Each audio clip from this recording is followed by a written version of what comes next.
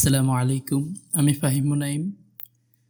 Graphic design কোর্সের এই পর্বে আমরা জানব টুলস সম্পর্কে। টুলস হচ্ছে ডিজাইন করার জন্য যে সরঞ্জামগুলো ব্যবহার করা হয়। তো ডিজাইন করতে আমাদের অনেক কিছুর প্রয়োজন হয়, অনেকগুলো টুলস আছে, সেগুলো সম্পর্কে আমরা জানব। তো এটা হচ্ছে আর্টবোর্ড, যেখানে যে আমরা কাজটা করব ওটাকে বলা হয় আর্টওয়ার্ক, আর যেগুলো দিয়ে করব এগুলো হচ্ছে টুলস। তো আমরা টুলস সম্পর্কে জানব। প্রথমে আমরা টুলসের প্রকারগুলো জেনে নেই। তো টুলসের প্রকারগুলোর মধ্যে আমরা 6 প্রকারের টুলস পাই: draw tools, select tools, navigate tools, paint tools, তারপরে টেক্সট টুলস, মডিফাই টুলস। তো এই টুলসগুলোর মধ্যে আমরা সর্বপ্রথম যে টুলসগুলো সম্পর্কে জানব সেগুলো হচ্ছে সিলেক্ট টুলস। সিলেক্ট টুলস আমরা সিলেক্ট টুলসের মধ্যে পাই selection tools, direct selection tools, then group selection tool, magic wand tool, lasso tool, artboard tool. তো ইতিমধ্যে আমরা আর্টবোর্ড সম্পর্কে আলোচনা করেছি, তারপরেও আজকে কিছু আলোচনা আছে। তো আমরা এখানে অ্যাডোবি ইলাস্ট্রেটরের এখানে 3 ডট একটা আইকন পাবেন, এখানে এডিট টুলস বার একটা লেখা আছে, এখানে একটা ক্লিক করবেন। ক্লিক করার পর অল টুলসের মধ্যে আমরা সিলেক্ট টুলস, ড্র টুলস, এইভাবে টুলসের পেইন্ট টুল, মডিফাই টুল, নেভিগেট টুল, সবগুলো টুলস এখানে পাবো। তো এখানেও সেমভাবে 6টি টুলস দেওয়া আছে। তো আমরা এই 6টি টুলস সম্পর্কে আজকে জানব। তো টুলসের প্রকার জানলাম, দেন সিলেক্ট টুলস সম্পর্কে আজকে জানবো। সিলেক্ট টুলসের মধ্যে আমরা প্রথমে সিলেকশন টুলস পাবো। সিলেকশন টুল, এটা শর্টকাট হচ্ছে ভি। আমরা কিবোর্ড থেকে যদি শর্টকাট ভি প্রেস করি তাহলে সিলেকশন টুলসটা আমাদের সিলেক্ট হয়ে যাবে। তারপর আছে ডিরেক্ট সিলেকশন টুল, যদি আমরা কিবোর্ড থেকে প্রেস করি তাহলে ডিরেক্ট সিলেকশন টুলটা অ্যাক্টিভ হয়ে যাবে। তারপর আমাদের ম্যাজিক ওয়ান টুল, লেসো টুল। তো আমরা যে টুলসগুলো দেখেছি সেই টুলসগুলো এখানে উপরেই আছে সিরিয়ালি। দেন এখানে আমরা আর্টবোর্ড টুলটা একবারে শেষে পাবো। তো আমাদের এই 6টা টুলস প্রথমে শিখতে হবে। এইখানে যে একটি তীরের মতো একটা দেখা যাচ্ছে, এইখানে যদি আপনি মাউসের লেফট বাটনে একটা ক্লিক করেন তাহলে এখানে আরেকটা গ্রুপ সিলেকশন টুল পাবেন। তো এই 6টা টুলস আমরা শিখব। এই 6টা টুলসের প্রথমে হচ্ছে সিলেকশন টুলস। সিলেকশন টুল আমরা কিছু সিলেক্ট করব, নাড়াচাড়া করব, রোটেট করব, এগুলো করার জন্য সিলেকশন টুল ব্যবহার হয়। তো আমরা এখান থেকে একটা আর্টওয়ার্ক নেই, যেটা নিয়ে আমরা কাজ করব।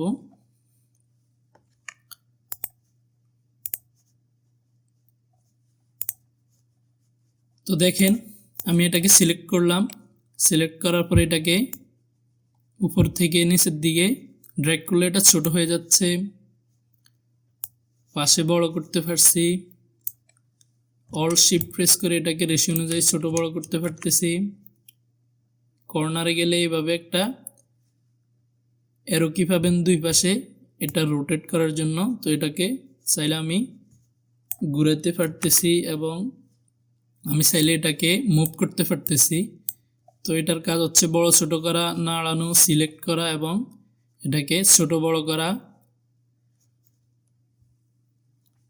তো এখন দেখেন এটাকে ছোট বড় করার জন্য এইভাবে আমরা একটা বাউন্ডারি পাচ্ছি, এইভাবে চারপাশে একটা বাউন্ডারি পাচ্ছি। এখন দেখেন সিলেকশন টুল সিলেক্ট আছে, তারপর আমরা এটাকে ছোট বড় করতে পারছি না, এটা শুধু মুভ হচ্ছে, এই বাউন্ডারিটা আর কাজ করতেছে না। এখানে যে বাউন্ডারি ছিল ওটা আসতেছে না। তো এটা আমাদের জন্য ইম্পর্টেন্ট, এটা অনেক সময় সমস্যা সৃষ্টি করবে। সেজন্য আমরা এটাকে ভিউ থেকে এখানে শো বাউন্ডিং বক্স এখানে একটা চেকমার্ক দিয়ে দেব। দেন এটা কাজ করবে। তো এটা অনেক ইম্পর্ট্যান্ট, একবারে বেসিক একটা ইয়ে। আপনারা যখন কাজ করবেন তখন কখনো হয়তো শর্টকাট প্রেস করে এটা ব্যবহার করতে পারবেন, সমস্যায় পড়লে আপনারা ঠিক করে নিতে পারবেন। তো এটা অনেক important. Control shift B press করলে বাউন্ডিং বক্সটা আর কাজ করবে না, বাউন্ডিং বক্সটা আর ছোটো বড় হবে না। আবার কন্ট্রোল শিফট বি প্রেস করলে এটা অ্যাক্টিভ হবে। তো এটা আমরা ভিউ থেকে পাবো, এটা আমরা ভিউ থেকে পাবো। তারপর আমরা ডিরেক্ট সিলেকশন টুলের কাজ দেখব। ডিরেক্ট সিলেকশন টুল দিয়ে আমরা ডিরেক্টলি কোনো কিছুকে সিলেক্ট করব। যখন আমরা সিলেকশন টুল দিয়ে এটাকে সিলেক্ট করি তখন দেখুন এই যে অ্যাঙ্কর পয়েন্ট, এগুলোকে অ্যাঙ্কর পয়েন্ট বলে। 4টা অ্যাঙ্কর পয়েন্ট, যতগুলো অ্যাঙ্কর পয়েন্ট আছে সবগুলো অ্যাক্টিভ হয়ে গেছে। কিন্তু ডিরেক্ট সিলেকশন টুল নেওয়ার পরে আমরা যদি এইভাবে সিলেক্ট করি মাত্র একটা অ্যাক্টিভ হবে। দেখেন একটা অ্যাক্টিভ হলো, এটা অ্যাক্টিভ হলো। যখন যেটাকে সিলেক্ট করি তখন সেটা অ্যাক্টিভ হচ্ছে। আবার যদি শিফট প্রেস করে অ্যাক্টিভ করি তাহলে এই দুইটা অ্যাক্টিভ হয়েছে, এই দুটোর কালার একরকম, এই দুটোর কালার অন্যরকম। আবার শিফট প্রেস করে যদি আরেকটা অ্যাক্টিভ করি, 3টা অ্যাক্টিভ হলো। এখন দেখেন 3টা কাজ করলো, আরেকটা কাজ করে নাই। তো এভাবে এটা দিয়ে আমরা ডিরেক্টলি সিলেক্ট করব এবং যে কোনো অ্যাঙ্কর পয়েন্টকে সিলেক্ট করতে পারবো। চাইলে এটাকে আমরা বড় ছোট করতে পারবো। সিলেকশন টুল দিয়ে যখন আমরা বড় ছোট করেছি তখন সবগুলো বড় হয়েছে, সবগুলো ছোট হয়েছে। কিন্তু আমরা যখন ডিরেক্ট সিলেকশন টুল দিয়ে কাজ করি তখন স্পেসিফিকলি একটা অ্যাঙ্কর পয়েন্ট, একটা কর্নার নিয়ে কাজ করতে পারতেছি। তো এটা হচ্ছে ডিরেক্ট সিলেকশন টুলের কাজ। এটার আরও কাজ আছে দেখেন। ডিরেক্ট সিলেকশন টুল আমি যখন সিলেক্ট করলাম দেন আমি ডিলিট প্রেস করলে এখানে অ্যাঙ্কর পয়েন্টটা ডিলিট হয়ে যাচ্ছে। এভাবে আপনারা ডিলিট করতে পারবেন যে কোনো একটা সাইড। কিন্তু সিলেকশন টুল দিয়ে যখন আপনি একটা জিনিস সিলেক্ট করে ডিলিট করবেন সবটাই ডিলিট হয়ে যাবে। তো আমরা সিলেকশন টুল এবং ডিরেক্ট সিলেকশন টুলের কাজ বুঝলাম। এরপর আছে এইখানে এরোর ভিতরে এভাবে গ্রুপ সিলেকশন টুল একটা আছে, তো এটার কাজ দেখবো আমরা। তো আমি গ্রুপ সিলেকশন টুল কাজ করার জন্য গ্রুপ করতে হবে আমাদেরকে। এগুলোতে একটা কালার দিয়ে নেই।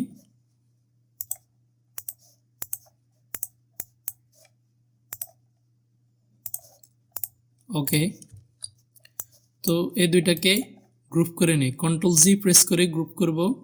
এখান থেকে মাউসের রাইট বাটনে ক্লিক করে গ্রুপ করতে পারবো, অথবা অবজেক্ট থেকে আমরা এখানে গ্রুপ অপশানটা পাবো। Object then group, control G. তো আমরা 3ভাবে করতে পারবো, শর্টকাট দিয়ে মাউস দিয়ে এবং এখানে মেনু থেকে।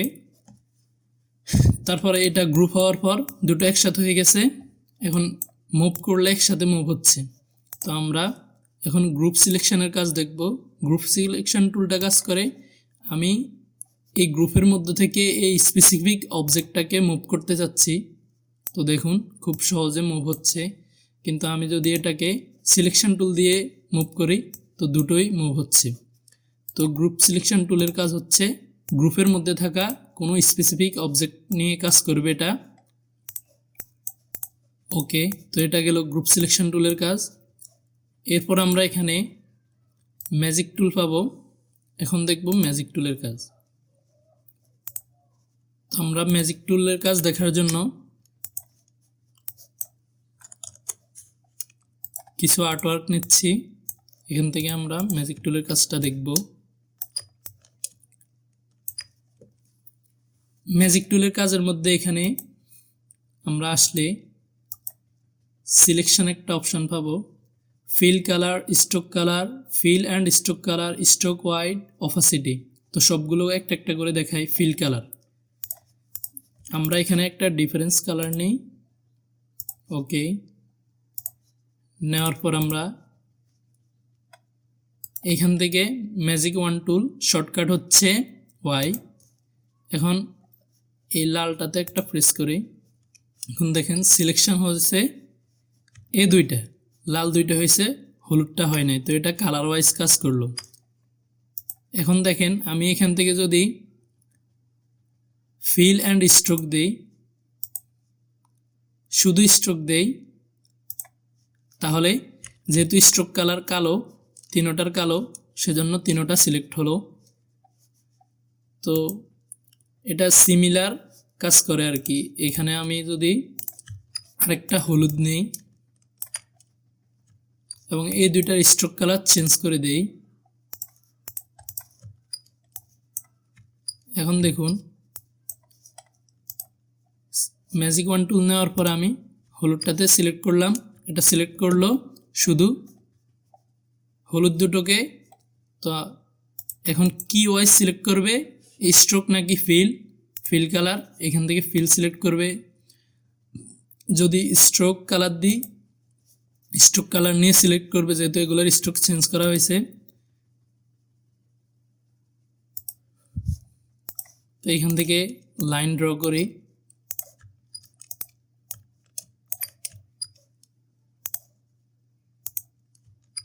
শুধু লাইন সিলেক্ট করলো। এটা সিমিলার যে কোনো জিনিস সিলেক্ট করে। আমরা যদি এখানে কিছু ফন্ট রাখি, টেক্সট রাখি, তো টেক্সটগুলোকে শুধু সিলেক্ট করবে। দেখুন এগুলো যেহেতু লাইভ টেক্সট, এগুলোকে ক্রিয়েট আউটলাইন করে দেই, এরপর দেখা যাক।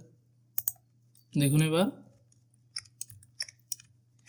শুধু টেক্সটগুলোকে সিলেক্ট করলো। তো এগুলো খুব স্পেসিফিকভাবে কোনো কালার, স্ট্রোক, দেন আপনি এগুলোকে সিলেক্ট করতে পারবেন এভাবে। তারপর আমরা যে টুলটা দেখি, এটা হচ্ছে ল্যাসো টুল, এটা শর্টকাট হচ্ছে কিউ। তো ল্যাসো টুলের কাজ দেখবো এখন। ল্যাসো টুল এটা হচ্ছে নিজের ইচ্ছা মতো করে সিলেক্ট করা। দেখুন আমি জাস্ট এখান থেকে এইভাবে ড্র্যাগ করলাম। তো এখন দেখুন এই অ্যাঙ্কর পয়েন্টগুলো আর এই অ্যাঙ্কর পয়েন্টগুলো পার্থক্য আছে। উপরেরগুলো সিলেক্ট হয়েছে, এগুলো সিলেক্ট হয় নাই। আমি যদি ডিলিট প্রেস করি তাহলে উপরেরগুলো ডিলিট হয়ে গেছে, নিচেরগুলো থেকে গেছে। তো এইভাবে খুব সহজে আমরা ল্যাসো টুল দিয়ে ইচ্ছা মতো সিলেকশন করতে পারবো। আপনি চাইলে এই দুটোকে এইভাবে সিলেক্ট করতে পারেন, ডিলিট করতে পারেন, ইচ্ছে মতো এভাবে আমরা ল্যাসো টুল দিয়ে সিলেক্ট করব।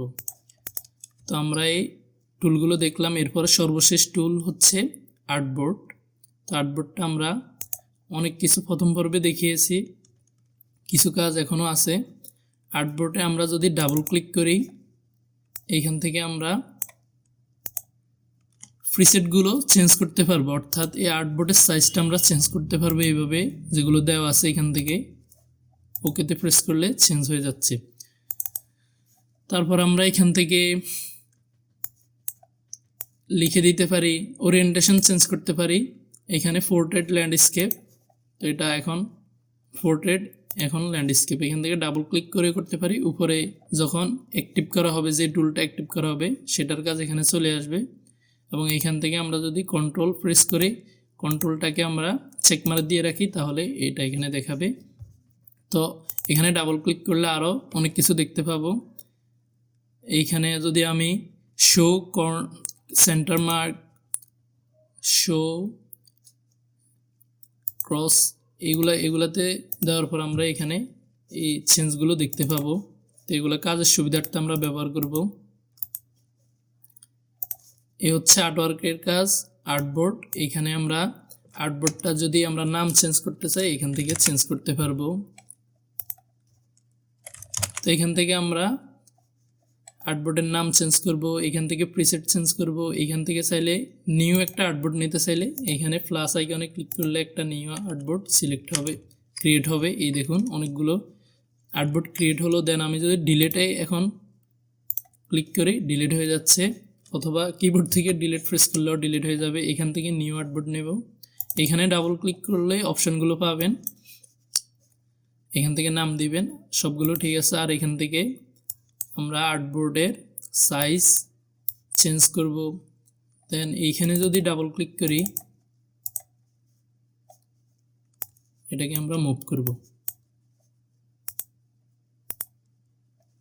এখান থেকেও ডাবল ক্লিক করার পরিবর্তে এখান থেকে টানতে পারবো। এই হচ্ছে আমাদের আর্টবোর্ড টুলের কাজ। গত পর্বে আর্টবোর্ড সম্পর্কে আরও বিস্তারিত বলেছি। যদি পর্বটি দেখে না থাকেন তাহলে প্লেলিস্টে আছে, গিয়ে দেখে আসবেন।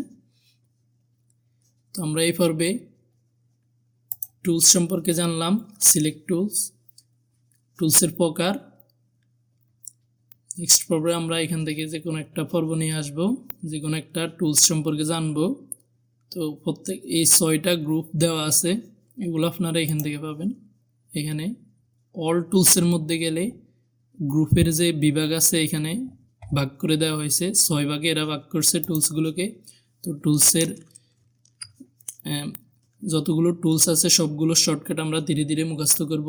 প্রথমত আজকে যেগুলো শিখলাম এগুলোর শর্টকাটগুলো মুখস্থ করব, দেন আমাদের কাজটা সহজ হয়ে যাবে। কিবোর্ড থেকে জাস্ট প্রেস করলে ডিরেক্ট সিলেকশন টুল সিলেক্ট হবে, এইখানে আপনারা শর্টকাট পাবেন, অথবা এইখান থেকে প্রেস করলে আপনারা শর্টকাটটা পেয়ে যাবেন। তো আজকের জন্য এতটুকুই। আল্লাহ আপনাদেরকে ভালো রাখুক, আমার জন্য দোয়া করবেন। দেখা হবে আগামী পর্বে ইনশাল্লাহ। আসসালামু আলাইকুম রহমতুল্লাহ।